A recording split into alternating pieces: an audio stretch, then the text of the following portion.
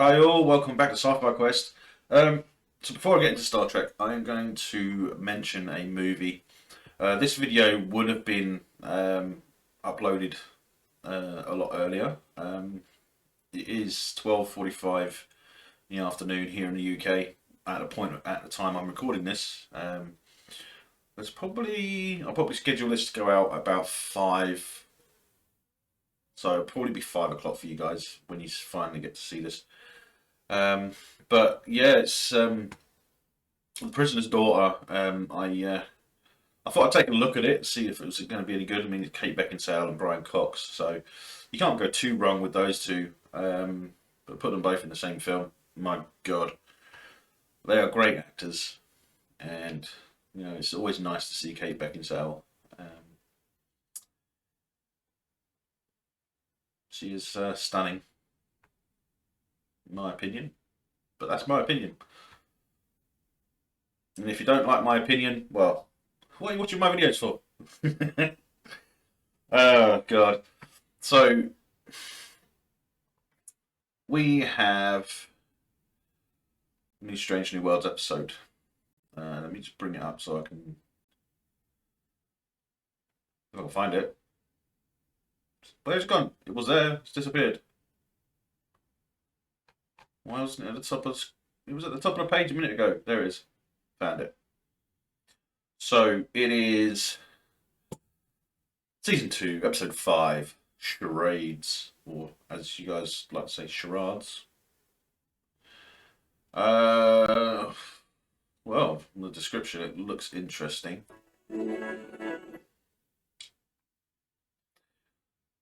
No audio because copyright notices. I have had a few notices. I haven't had any strikes, thankfully, but I am trying to be careful. And as I'm filming this intro, my cat has come in asking for some food, so I will feed him and then I will be back to it. So like I said, 34 subscribers, guys, at the point at the time of making this video. That is absolutely outstanding. I love watching the numbers, but they're not important to me. They're only important to YouTube. So if you guys do like my content, then please do feel free to like and subscribe. I'll be back in a moment for my live reaction. Well, I say live, but I mean I am watching it at the point when I'm recording, so I pause it and then do a recording, so it makes more sense. So okay, I'll see you in a few seconds.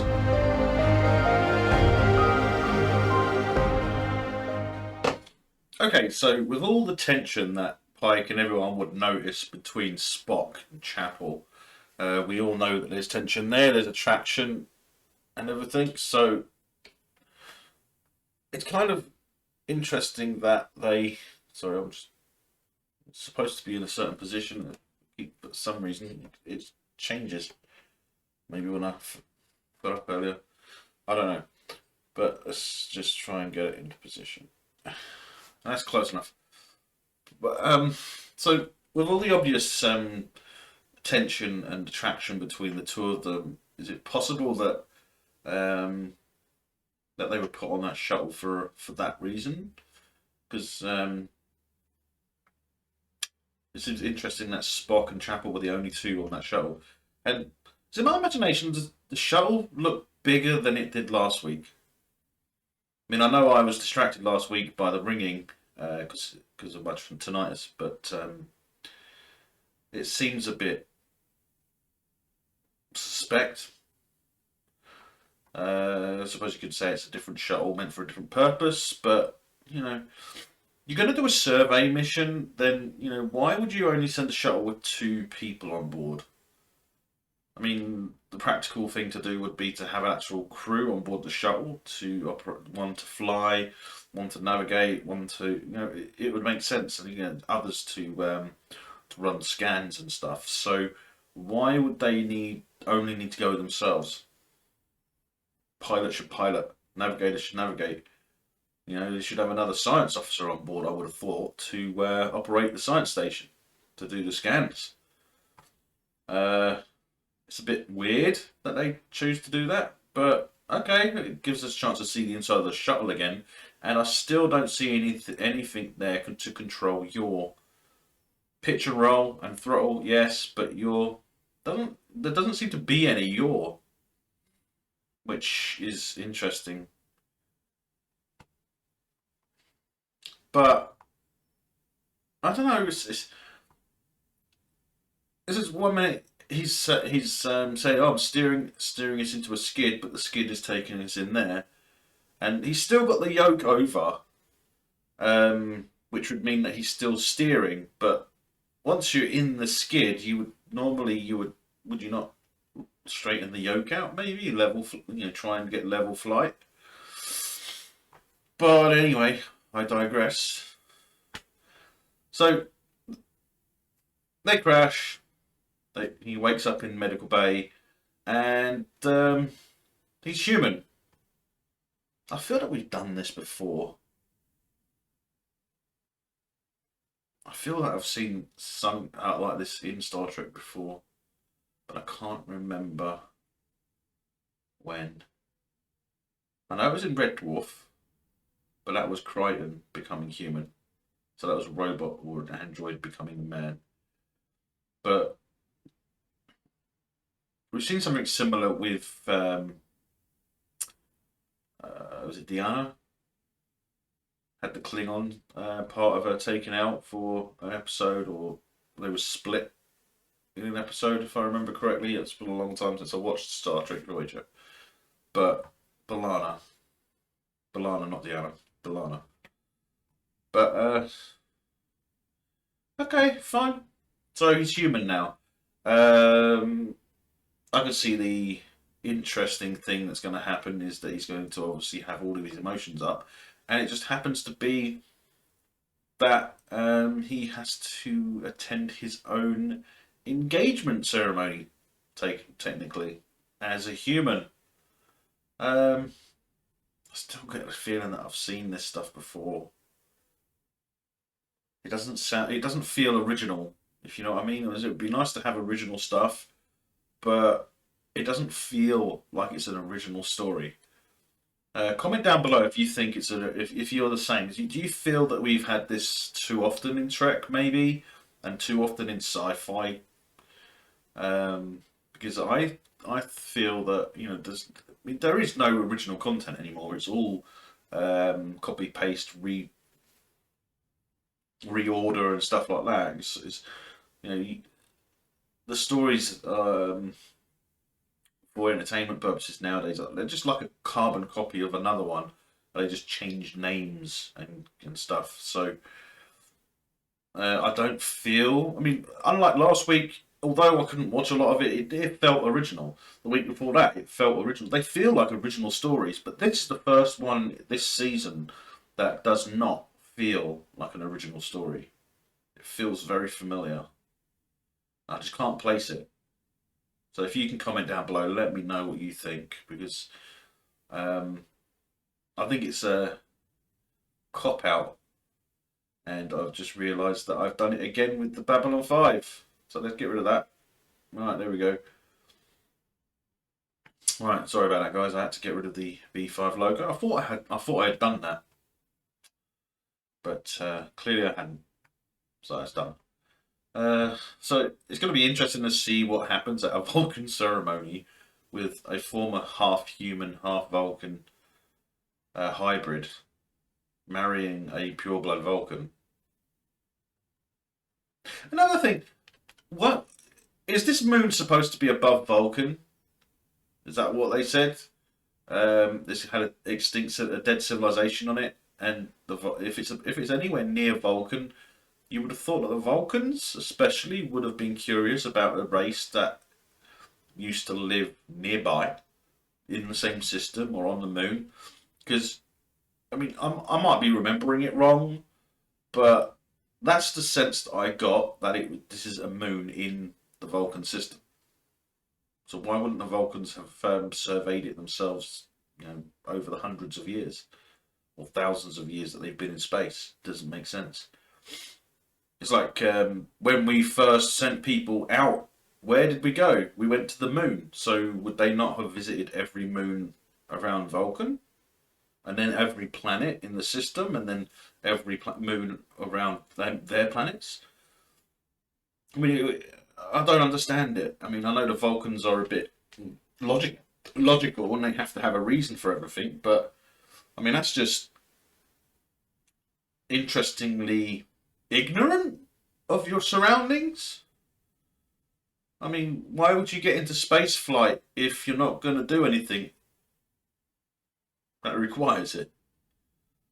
It's like we know that they have curiosity about other races and other planets, so we know that because otherwise they would never have been there for first contact on Earth on the evening of the first warp flight. So we know that they're curious. I mean, they are more of a logical, scientific race. So I don't understand how they would require a Starfleet vessel to survey a moon in their own system, if that's indeed what they do. But that's the impression that I got from the beginning. I thought, is the moon actually in Vulcan, the system? It's just boggling that they wouldn't have done whatever research. I mean, if there's an entire civilization down there, would they not have explored that civilization?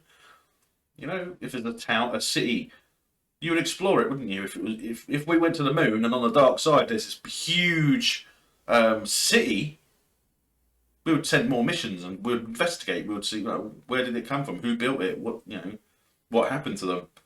So I mean, I can't understand how they would just say that the Vulcans wouldn't be that curious just so that they could have this happen. It's just a plot line to achieve this, which it really does not feel original.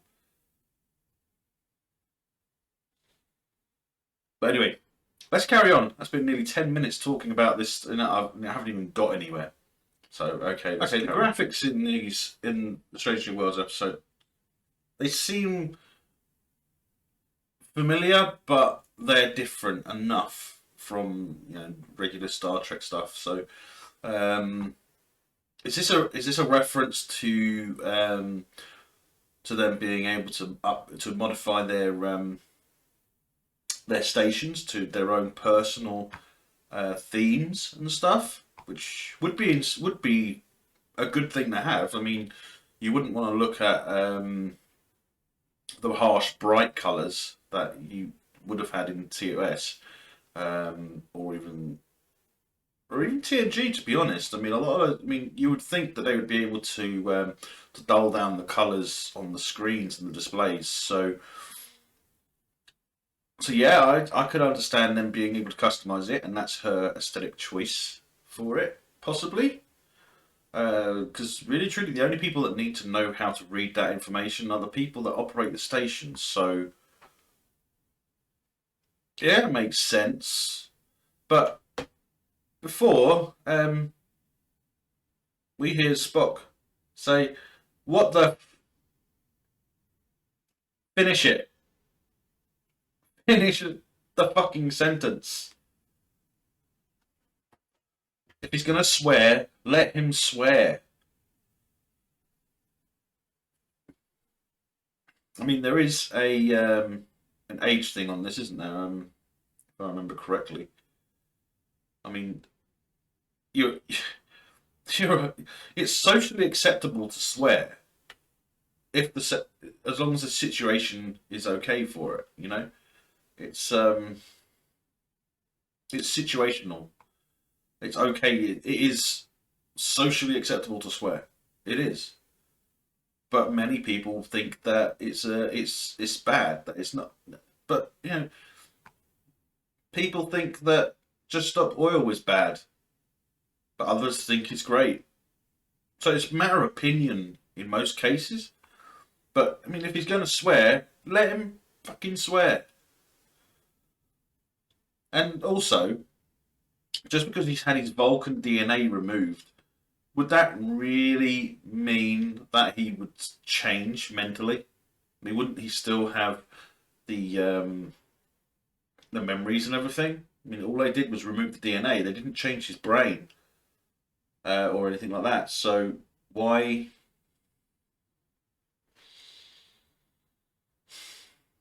Why would they do that?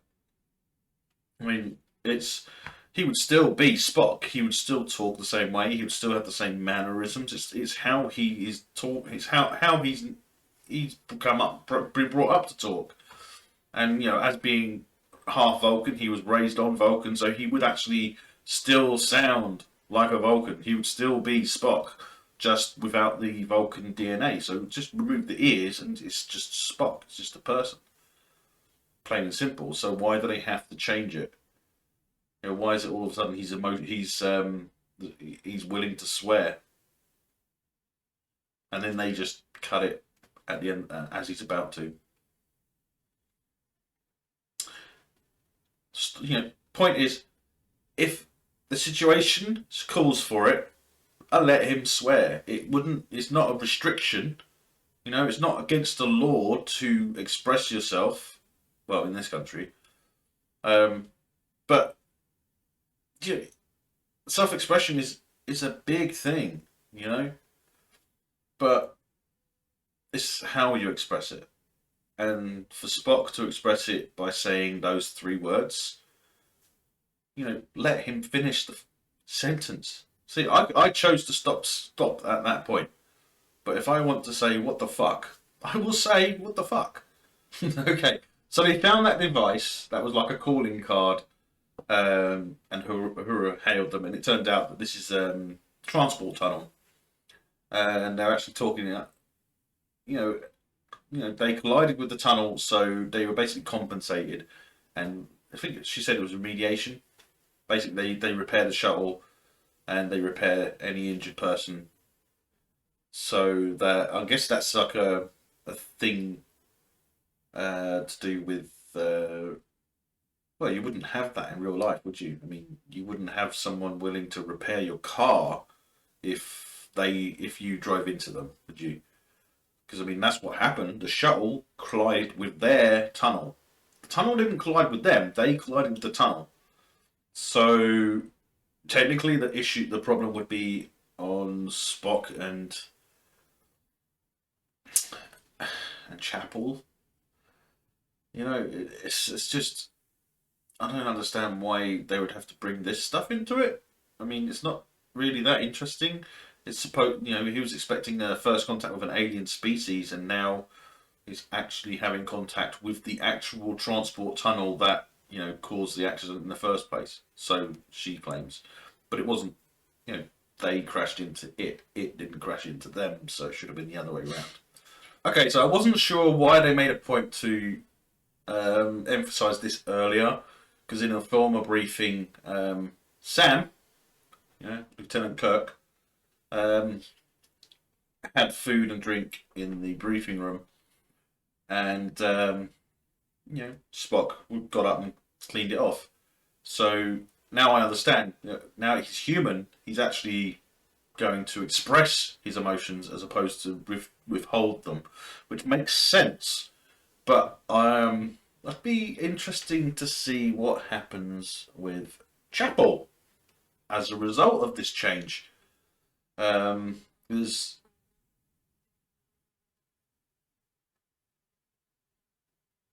bloody fly.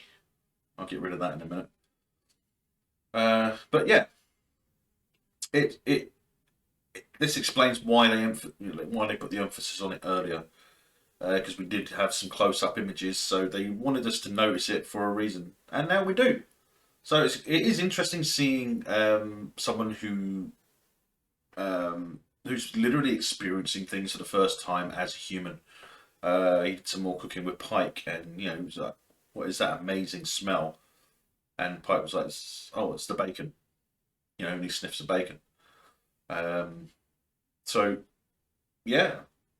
He's going to have some fun. At least you'd hope he would have some fun. Okay, I think now it's going too far. This is where they're overdoing it. So yeah, I think they're overdoing it in a short time. I mean, they've got the entire episode to do this, right? So why is it that they're centering it right here at the beginning, where you know, he's suddenly laughing because he understands a joke, and it wasn't even a very good joke in the first place. Um, but you know, it's just he's overdoing it. They're overplaying it. Um, so fine. If they want to overdo it, then that's fine. But just don't do it too often, because you know it can ruin things. And I'm just saying that as an opinion, because in my opinion, some programs they overdo the character too much, it just you know, it just reduces the quality by such a large amount. It's unbelievable.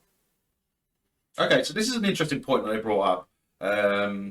So he's talking to Lan, and Lan says the emotions that what he's describing is like going through teen years, so it's the adolescent years, which would make sense because it's during adolescence when we learn to truly control our emotions and not let our emotions control us, which makes sense.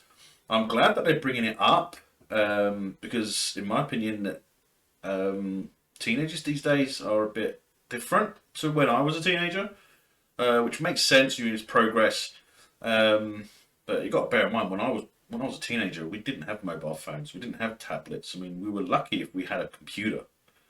Um, so, I mean, growing up now is way different to growing up when I grew up. And I was born in 1980, so I grew up through my adolescent years were in the 90s, and yeah, we got into some trouble, but we got out of trouble as well. I mean, we made friends, made enemies.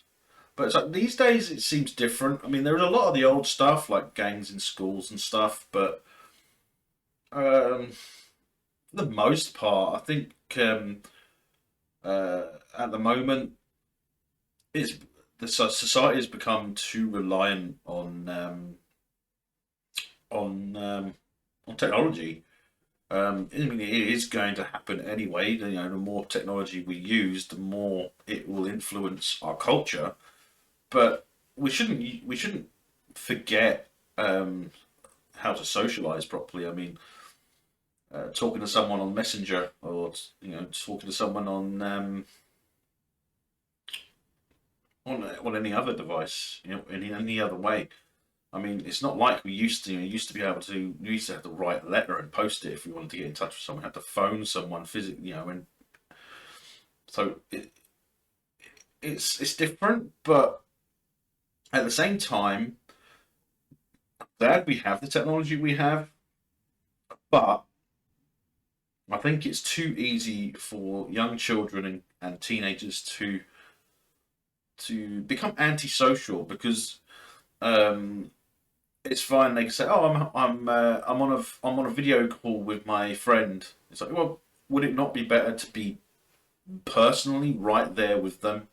Um, I used to have a lot of fun just sitting there playing the PlayStation One or the PlayStation Two with a friend. You know, just now it's all done over networking, and it's just it doesn't seem as social as it used to be. But it might just be because I'm that generation just before when we were only just getting it. I mean, I got my first mobile phone when I was what 18 years old, and that was when they first started doing pay as you go. So, and bear in mind, I had to buy it myself because uh, I had sisters and my father. You know, they went out and got one. No, plain and simple. When I asked for one, no, you can't have one. So I had to save up and buy one myself, and I haven't had any help with that sort of thing. Um, you know, when I that's part of the reason why I don't have a lot of stuff. I mean, I don't have a PlayStation 5. I would like one, but I don't have one. Um, I mean, I'd love to have a computer that can run almost anything at multiple things at once, but I can't afford that. But you know, I can still make these videos. I can still talk to you guys, and yeah, and try and start a community. That's what I'm trying to do. So if you want to be a quester, just hit that subscribe button down below and hit that like if you like my content. Um, if you don't like my content, you're free to hit the down thumb, the thumbs down button, and yeah. But you know, just don't.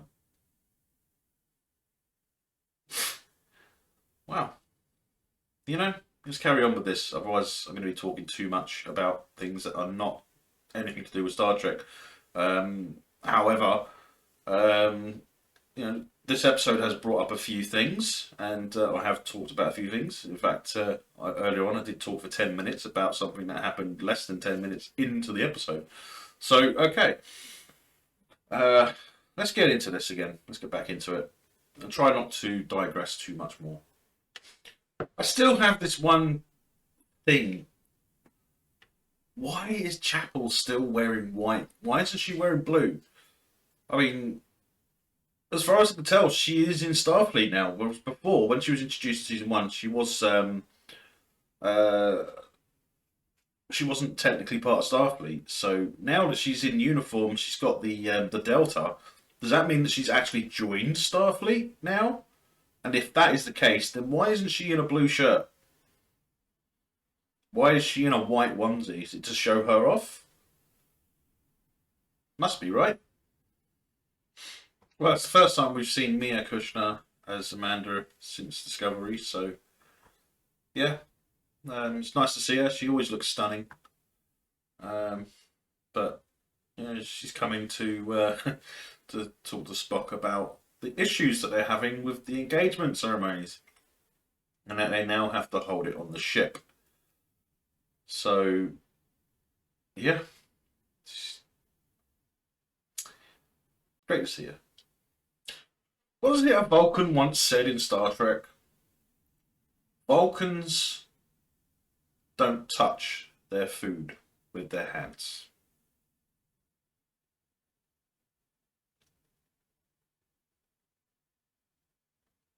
Someone needs to rewatch some old Star Trek to find out what they are doing wrong. Uh, hmm. Just saying. Just saying. Vulcans don't touch their food with their hands. With proper discipline. I won't do a direct quote from Enterprise. Okay, so yeah, I quite enjoyed that episode. I thought it was well done, actually.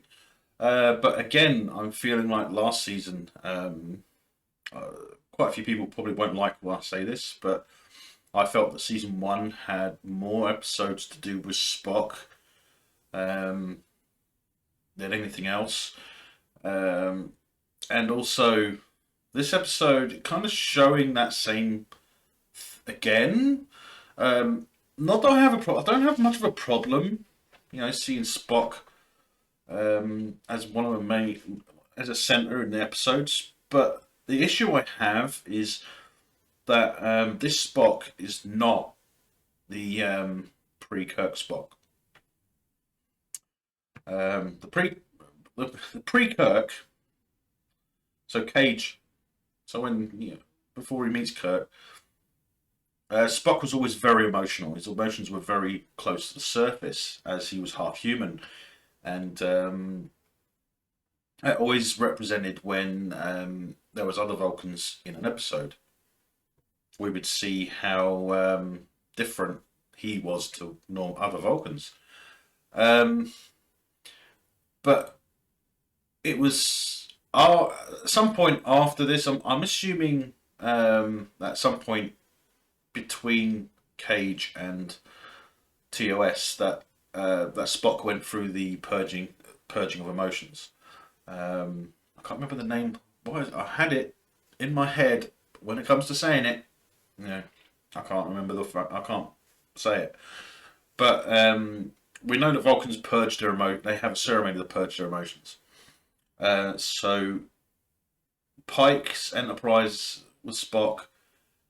It's That's what I believe. It's before he's. Is it the Colonar? Is it Colonar?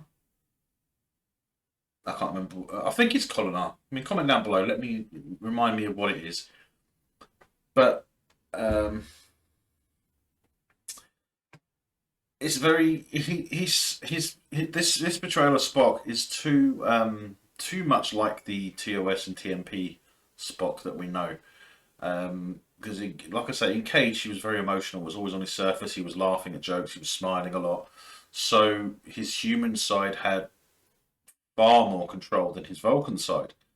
I wish they would portray that in this because, I mean, obviously there would have been something between Cage and TOS where Spock would, I don't know, just suffer emotional breakdown or something along those lines, which would allow him to do the ritual. Um, Now, it's hard to say in this episode because it at the end it seems that Spock and yeah, they break their engagement. That's what it feels like, and then um, Chapels goes to his quarters, and he's about to go and find Chapel, and she's standing right outside. Convenient, but I can understand that it's supposed to be an emotional thing going on. They're in love with each other essentially. But the way I see it, if she was in Starfleet, I don't think it would happen. I think he would be. He's a rule player. He's not a rule breaker. So he plays by the rules. So if she's actually a member of the crew, being part of medical, I wouldn't have thought that he would even consider it. But because she's not in Starfleet, I can understand. Yeah, pursue the relationship. She's not a Starfleet officer. So, and that also begs the question: what is she still doing on the Enterprise? It's been what, at least 2 years. So 2 seasons she's been on the Enterprise. So that's essentially what, 2 years essentially. From the old timescale of a season. One season always used to represent 1 year. Um, Except in Star Trek, it could have been different because they always used to give out the star dates, and they did in this one. But it's it's a little too lovey-dovey, if you know what I'm saying. It's just it's like, yeah, Spock and Chapel are going to get together, and then they throw it in our face. It's just loudness. Um, you would think that they would try and be a bit more subtle about it, but I mean, everyone on the ship knows that they have feelings for each other, and but they've never acted on it until now. So the interesting thing is that it's she risked her life and two of her friends' lives to make Spock half Vulcan again. Even though you could clearly see in the corridor when he was human, you know, their first interaction in the corridor. Um, she liked it. She liked that side of Spock, but at the same time, she knows it's not Spock because Spock wouldn't be Spock without both the human and Vulcan sides. So she fell in love with Spock, half human, half Vulcan. So human Spock was, I don't know, it's a side of him that she probably never really saw before until now. So now they're acting on their emotions. So the very last scene is them kissing and then going off camera. But yeah, I liked the episode. It was a good episode. Not the best episode, but there's not that many episodes to go through to say whether it's one of the best. But we're halfway through the season now. That's it. Halfway through the season. We've got 5 more weeks, 5 more episodes, and when are they going to go back to the episodic stuff like they were supposed to? the other, I thought they were supposed to go back to traditional episodic Star Trek. Different planet, different week. Or planet of the week and stuff like that. It's just I'm not seeing it. Are any of you guys seeing it? Comment down below. Let me know what you think, because I don't think that they're going back to the way it used to be. I think they're just sticking to it with being their own thing and stuff. So